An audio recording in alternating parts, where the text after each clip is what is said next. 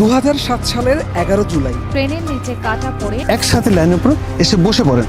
কেমন একটা ইমব্যালেন্সিং রিদম, কিন্তু ওই সময় ব্রেক অ্যাপ্লিকেশন করার সাথে সাথে মনে হলো গাড়িটা ফ্রি হয়ে গেছে। চিপের এপাশ থেকে ঘাম ঝরে পড়ছে।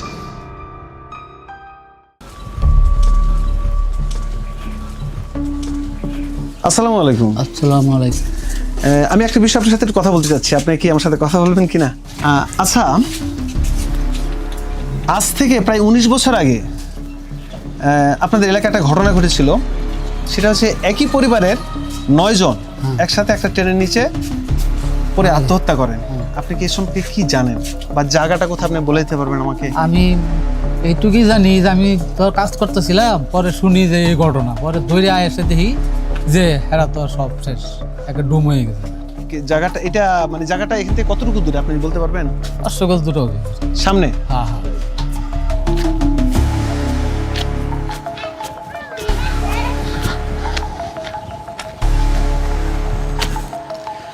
হাঁটতে হাঁটতে অনেকটা পথ আসলাম এবং এই সেই জায়গা, খুব কাছাকাছি চলে এসেছি।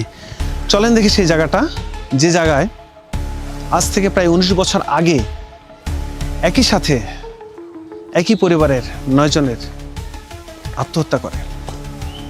এই 9 জনের আত্মহত্যা আমার জীবনের একটা বিশেষ অধ্যায়, একটা অংশ জুড়ে আছে। চলুন আমরা এখন জায়গাটা গিয়ে ঘুরে দেখি। এই সেই কিলোমিটার পোস্ট, জি 353-6, 353-5, এই দুইটার মাঝখানেই এই সেই জায়গা যেখানে দুর্ঘটনাটা ঘটেছিল। চলুন আমরা জায়গাতে যাই এবং সেখানে এ বিষয়ে কথা বলি। না না, এগুলো কিছু ছিল না। এখানে একটা বাড়ি ছিল, খালি জায়গা ছিল, ওখানে একটা কবর খোঁড়া ছিল ঘরের মধ্যে। আপনারা শুনেছেন না, তাই না?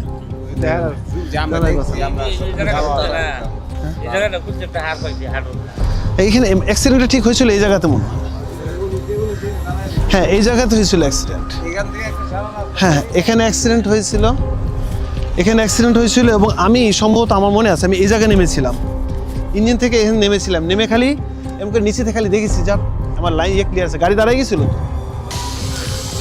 এই সেই জায়গা, ঠিক এই জায়গাতেই, একই সাথে 9 জন আত্মহত্যা করে এবং এইখানে সেই বাড়িটা ছিল। এই বাড়ি থেকেই তারা এখানে আসেন, যদিও সেই জায়গাটা বিক্রি হয়ে গেছে, এখন অন্য কেউ জায়গা কিনে সেখানে বাড়ি বানিয়েছেন। এই সেই জায়গা ছিল। এখনো আমি যদি কখনো এখান থেকে ট্রেন চালিয়ে যাই, তখন আমার মনের মধ্যে সেই উপলব্ধিটুকু আসে যে এই ট্রেনের নিচে, এই জায়গাতেই এতগুলা প্রাণের আত্মাহুতি ঘটেছে। ট্রেনটা আসছিল এদিক থেকে, লোকাল ট্রেন 254, যেটা এখন 354 হয়েছে, ডাউন লোকাল ট্রেন। তখন সেই ট্রেনের নাম ছিল জিএম লোকাল। সেই সময় ইঞ্জিন নাম্বার ছিল 2910, নতুন চকচকা ইঞ্জিন। আমি ঠিক এখান দিয়ে আসছিলাম। আমি আমার তখন সহকারী চালক ছিলাম এবং আমার মূল চালক একজন ছিলেন। আমরা দুজন এখান থেকেই আসছিলাম। ঠিক গোলাই পার হয়ে যখন আসি, তখনও ঠিক পরিবেশটা ছিল এরকমই ছিল, পরিষ্কার নির্মল আকাশ। আশেপাশে এত বাড়িঘর তো তখন ছিল না এবং লোকজনের জনবসতিও কম ছিল। ট্রেনটা গোলাই পার হয়ে বেশ কিছু দূর চলে এসছে। আনুমানিক এখান থেকে দূরত্ব 50 গজ কি কম হবে। ট্রেনের গতি ছিল প্রায় 40 থেকে 50 কিলোমিটার পার আওয়ার। বিষয়টা এমন ছিল, ট্রেনটা মূলত পিছন থেকে আসে এবং এইভাবে একজনকে কাঁধে হাত রেখে একসাথে লাইনের উপর এসে বসে পড়েন।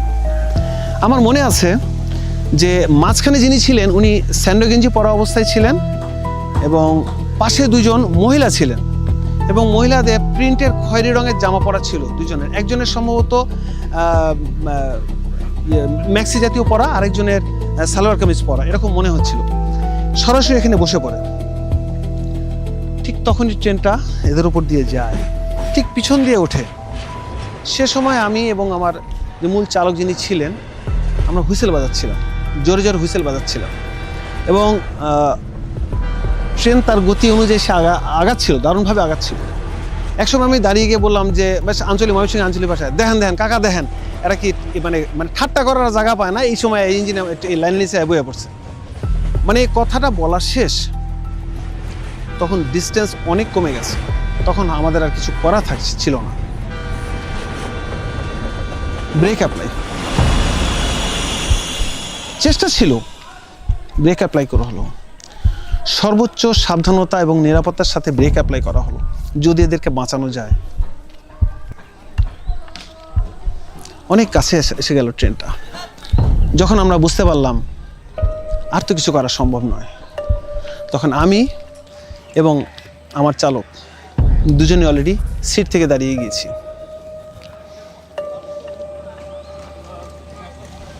তারপরে আস্তে করে পিছন থেকে ট্রেন সহ ইঞ্জিনের সম্মুখ ভাগ, ক্যাটেল গার্ড ওদের গায়ের ওপর দিয়ে উঠতে শুরু করলো। কেমন একটা ইমব্যালেন্সিং রিদম অনুভব করছিলাম। সাধারণত ট্রেন চলা অবস্থায় যে ধরনের রিদম থাকে গাড়ির বা ট্রেনের, সেই রিদমটা ছিল না। মনে হচ্ছে একবার এদিকে যাচ্ছে একবার এদিকে যাচ্ছে, ইমব্যালেন্সিং রিদম। বুঝতে পারছিলাম যে সব শেষ হতে চলছে। এই সেই জায়গা যখন এটা পার হয়, তখন আমাদের শরীরের লোম খাড়া হয়ে গিয়েছিল, শরীরে রক্ত হিমশীতল হয়ে গিয়েছিল।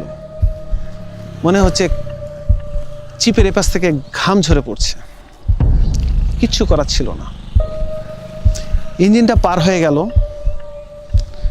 ইঞ্জিনের পরের প্রথম কোচের প্রথম ট্রলিটা পার হয়ে হঠাৎ করে ট্রেনটা দাঁড়িয়ে গেল, এবং তখন বুঝলাম যে আমরা যে ব্রেক অ্যাপ্লাই করেছিলাম সেটার ইফেক্ট এখন হলো।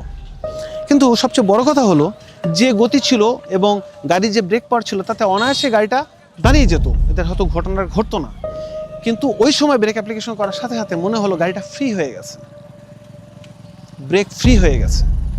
কিন্তু যখন ওদের উপর দিয়ে পার হচ্ছে, হওয়ার পরপরই গাড়িটা একেবারে ইমার্জেন্সি, একেবারে ব্রেক লেগে গেল। এক লাফে ইঞ্জিন থেকে নামলাম। আমি ঠিক, আমার মনে আছে, আমি ঠিক এই জায়গাতে কোথাও নেমেছি। জায়গাটা এরকমই ছিল, আমার কাছে মনে হচ্ছে কোথাও নেমেছি। নেমেই সাথে সাথে আগে ইঞ্জিনের সামনে ক্যাটেল গার্ডে হোস পাইপ থাকে, সেই হোস পাইপটা ভেঙে গেছে কিনা বা ছিঁড়ে গেছে কিনা আমরা দেখতে লাগলাম। দেখলাম যে এপাশে ঠিক আছে।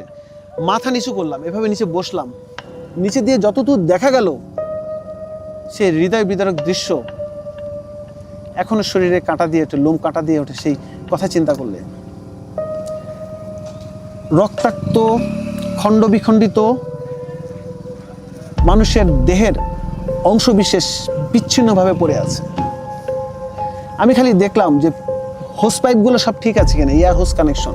যদি হোস কানেকশনটা ছিঁড়ে যায় তাহলে ট্রেনটা চালানো যাবে না। দেখলাম যে এয়ার হোসগুলো কানেকশন ঠিক আছে। আর কোথাও কোনো দিকে তাকায় নাই। আমি শুধু সামনে এবং পাশে তাকাতে দেখি আশেপাশ থেকে লোকজন ছুটে আসছে, কারণ বিষয়টা তখন সবাই বুঝে গেছে একটা কিছু ঘটনা ঘটেছে। তো অনেকটা নিরাপত্তার কারণেই ভাবলাম, যদি এখানে জনগণ বা আশেপাশের লোকজন যদি সেটাকে অন্য কোনোভাবে চিন্তা করে ট্রেন বা ইঞ্জিনের উপর আক্রমণ করে, তাতে সাথে সাথে আগে ইঞ্জিনে উঠে ইমার্জেন্সিটা রিসেট করলাম। তাতেও কিছুটা সময় লাগে, 10 সেকেন্ড মতো সময় লেগেছিল ইমার্জেন্সি রিসেট হতে। তারপর সাথে সাথেই থ্রটল করে গাড়ি সোজা চলে যায়।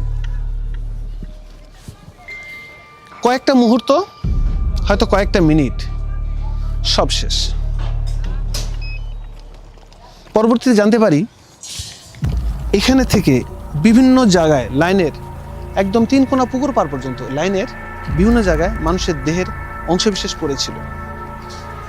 সবচেয়ে দুঃখজনক এবং হৃদয় বিদারক যে বিষয়টা ছিল সেটা হচ্ছে আমার ইঞ্জিনের ট্র্যাকের সাথে একটা ছোট বাচ্চার পায়ের অংশবিশেষ ট্রাকশন মোটর এবং গিয়ার কেসের মাঝখানে আটকে ছিল। সেটা কোনোভাবেই খুলে পড়ে না। ময়মনসিংহ স্টেশনের লোক যখন রিভার্স করতে হয় তখনই সেটা খুলে পড়ে যায়।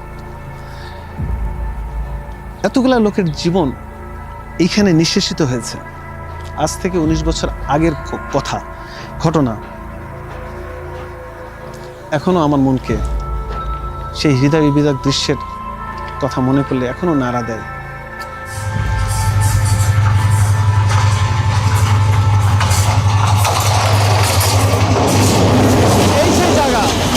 এই সেই জায়গা এবং এইরকমই একটা ট্রেন ঠিক এই জায়গা দিয়েই চলে গিয়েছিল 9 জন লোকের ওপর দিয়ে, এবং সেই ট্রেনের সহকারী চালক ছিলাম আমি।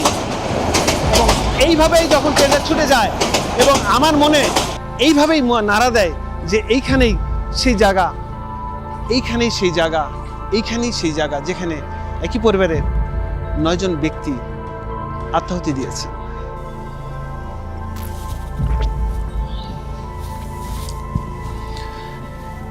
এরপরের কাহিনীটা বলি। এরপরে আমার সাথে যা হলো বা আমি যা করলাম, তৎক্ষণাৎ ট্রেনটাকে নিয়ে ময়মনসিংহ রেল স্টেশনে প্রবেশ করলাম। প্রবেশ করার সাথে সাথেই আগে প্ল্যাটফর্মে ঢোকার পরপরই একদম আমি ইঞ্জিনটা বন্ধ করে দিলাম। আমি এবং আমার মূল চালক যিনি ছিলেন, আমরা দুজন খুব দ্রুততার সহিত আগে স্টেশন মাস্টারের রুমে গিয়ে বিষয়টি জানালাম এবং কন্ট্রোল অফিসে জানালাম, আমাদের হেডকোয়ার্টার কন্ট্রোল অফিসে জানালাম যে এরকম একটা ঘটনা ঘটেছে। সাথে সাথেই আমাদের নিরাপত্তার জন্য ময়মনসিংহ জিআরপি যে থানায় ওখানে ইনফর্ম করা হলো, নির্দেশনা দেওয়া হলো উপর থেকে, আমাদের নিরাপত্তার জন্য তারা সবাই চলে আসলেন। এর 10-15 মিনিটের মধ্যেই 10 মিনিটের মধ্যেই বিভিন্ন টিভি চ্যানেলের সাংবাদিকরা এসে হাজির হলেন। এই সাক্ষাৎকার এদিকে এলএম সাহেব একটু শারীরিকভাবে অসুস্থ ফিল করছিলেন, বা উনি বেসিক্যালি যে এরকম একটা পরিস্থিতিতে উনি অভ্যস্ত ছিলেন না, ওনাকে তাৎক্ষণিক বাসায় পাঠিয়ে দেওয়া হলো। আর পুরো সময়টা আমি স্টেশনে ছিলাম। বিভিন্ন তথ্য, বিভিন্ন ইনফরমেশন বিভিন্ন বিভাগ থেকে, রেল থেকে, তারপর ডিবি থেকে, পুলিশ থেকে, যে বিভিন্ন জায়গা থেকে এসে আমার কাছে বিভিন্ন ধরনের ইনফরমেশন নিতে চাইলেন, এবং যা সত্যি তাই বললাম। দীর্ঘ প্রায় 4-5 ঘন্টা এই বিষয় নিয়ে আমাদের বিভিন্ন আলোচনা হলো। তারপরে সিদ্ধান্ত হলো যে ইঞ্জিনটাকে কেটে লোকোশেডে নেওয়া হবে। ইতিমধ্যে আমি বলেছি এক জায়গায়, আমার ভিডিওর এক জায়গায়, যে আমার ইঞ্জিনের মধ্যে একটা পায়ের অংশ ট্রাকের ট্রাকশন মোটর এবং গিয়ার কেসের মাঝখানে আটকে ছিল, যা তখনও খুলে পড়ে নাই। ইঞ্জিনটাকে যখন লোকোশেডে পাঠানোর জন্য ইঞ্জিন কেটে ওপরে উঠানো হলো, উঠে রিভার্স করার সময় ওই পাটা খুলে পড়ে গেল। তখন সেই অংশটুকু ডোম সংগ্রহ করে পোস্টমর্টমের জন্য নিয়ে গেল। তার পরবর্তীতে লোকোশেডে ইঞ্জিন জমা দেওয়ার পরে বাসায় আসলাম, এসে দেখি এখানেও সাংবাদিক বিভিন্ন বিষয় নিয়ে জানতে চেয়েছেন। আসলে এইরকম একটা ঘটনা সেই সময়, সেই 2007 সালের 11ই জুলাই, তার পরবর্তী বেশ কয়েকটা দিন বিভিন্ন সাংবাদিক, বিভিন্ন প্রিন্ট মিডিয়ার যারা আছেন, টিভি, পত্রপত্রিকার সবাই এই বিষয়টা জানার জন্য উদ্গ্রীব ছিলেন। বিভিন্ন ভিডিও ক্লিপও তৈরি হলো আমাদের বিষয়ের কথাগুলো নিয়ে। কিন্তু সবচেয়ে বড় কথা হচ্ছে যে এরকম একটা ঘটনা আমরা কখনোই কামনা করি না। এরকম একটা ঘটনা কখনোই কাম্য ছিল না। বাস্তবিক জীবনে সুস্থ স্বাভাবিকভাবে জীবনযাপন করার আমরা প্রত্যেকটা মুহূর্তে চেষ্টা করি, কিন্তু যখনই তার ভিন্নতা ঘটে, যার ব্যতয় ঘটে, তখনই ঘটে যায় অন্য কোনো ধরনের ঘটনা, বিচ্ছিন্ন ঘটনা, যা আমাদের এবং সামাজিক, পারিপার্শ্বিক সবার জীবনে এর বিরূপ প্রতিক্রিয়া সৃষ্টি হয়। ধন্যবাদ, ভালো থাকবেন, সুস্থ থাকবেন এবং সুন্দর থাকবেন। আমি ধ্রুব আপাতত বিদায় নিচ্ছি। দেখা হবে, কথা হবে, কোথাও না কোথাও, কোনো না কোনো জায়গায়, কোনো না কোনো বিষয় নিয়ে আমি ঠিকই হাজির হয়ে যাব। সে পর্যন্ত আল্লাহ হাফেজ, আসসালামু আলাইকুম।